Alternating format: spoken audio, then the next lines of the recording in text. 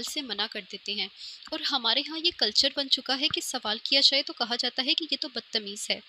हर वो इंसान जो सोचता है, समझता है और चीज़ों की गहराई में जाने की कोशिश करता है, उसको कहा जाता है कि ये बदतमीज़ है, बदज़ुबान है और ये कैसे सवाल कर रहा है।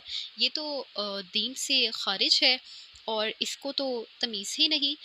या ये कि ये शख्स तो जानता ही नहीं कि खुदा और उसकी किताब के बारे में कैसे बात करनी है। यही किताब हमें सिखाती है कि जब अल्लाह ताला ने फ़रिश्तों से ये बात शेयर की थी कि मैं इंसान को बनाने वाला हूँ, तो उन फरिश्तों को हैरत हुई थी। क्यों हैरत हुई थी? क्योंकि उन्होंने क्या देखा था माज़ी में कि जब जिन्नात को ज़मीन पर भेजा गया था तो उन्होंने खूब खून रेसी और फ़साद बर्पा किया था। अब चूँकि उनके ज़हन में वही चीज़ बैठी हुई थी, तो उन्होंने कहा कि अल्लाह ताला आप किसी ऐसे को बना रहे हैं जो ज़मीन में फ़साद मचाएगा और खून रेसी बर्पा करेगा। अल्लाह ताला ने क्या फ़रमाया था? मैं जानता हूँ जो तुम नहीं जानते हो।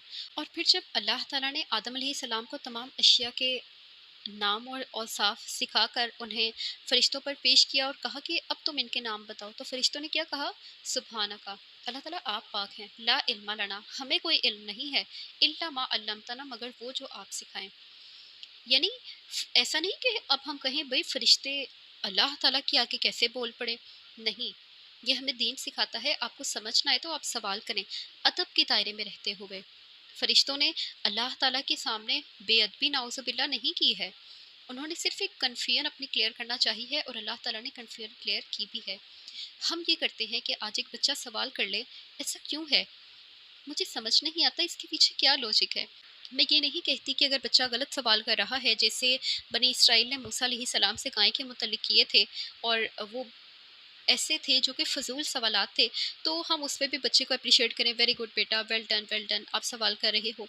लेकिन मैं ये ज़रूर कहती हूँ कि अगर बच्चा कोशिश कर रहा है, वो तदब्बर की जानिब आ रहा है और उसके ऊपर बहुत सी चीज़ें होंगी जो अया नहीं होंगी और वो सीखने का ख्वाहिशमंद है, तो उसके उस हौसले को सराहा जाए, उसको एप्रिशिएट किया जाए और उससे कहा जाए कि मैं तुम्हें बताता हूँ, आप आओ, हम इकट्ठे बैठते हैं, हम डिस्कस करते हैं। आज हम ये करते हैं कि हम अपने बच्चों को सवाल करने पर एप्रिशिएट नहीं करते और उन्हें धुतकार देते हैं और उन्हें कहते हैं कि तुम्हें तमीज़ नहीं? तुम्हारे ज़हन में ये ख़यालात भी क्यों आ रहे हैं? तुमने कैसे सोचा कि कुरान की इस बात को पढ़ने के बाद तुम ये सवाल करोगे?